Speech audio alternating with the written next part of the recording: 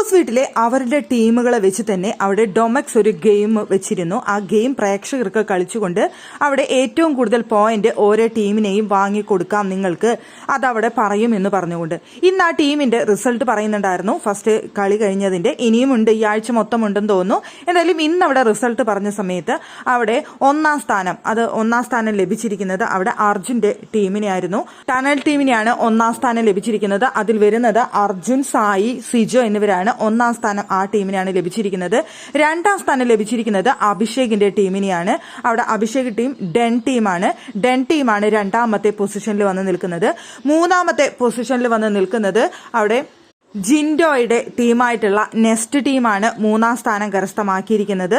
അവിടെ നാലാം സ്ഥാനം ലഭിച്ചിരിക്കുന്നത് പീപ്പിൾസ് ടീമിനാണ്. പീപ്പിൾസ് ടീമിൽ വരുന്നത് നന്ദനയും ഋഷിയുമാണ്. അവരുടെ ടീമിനെയാണ് ഏറ്റവും ലാസ്റ്റ് നാലാം സ്ഥാനം ലഭിച്ചിരിക്കുന്നത്.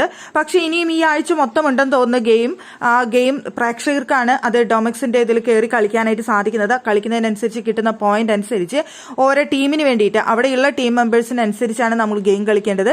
ഗെയിം കളിച്ചിട്ട് കിട്ടുന്ന പോയിന്റ് അനുസരിച്ച് ഫസ്റ്റ്, സെക്കൻഡ്, തേർഡ്, ഫോർത്ത് അവിടെ തന്നെ ബിഗ് ബോസ് വീടിനുള്ളിൽ അവരത് പറയുകയാണ് ചെയ്യുന്നത്. ഇതുവരെയുള്ള റിസൾട്ട് പ്രകാരമാണ് ഇപ്പോൾ അവിടെ റിസൾട്ട് പറഞ്ഞിരിക്കുന്നത്.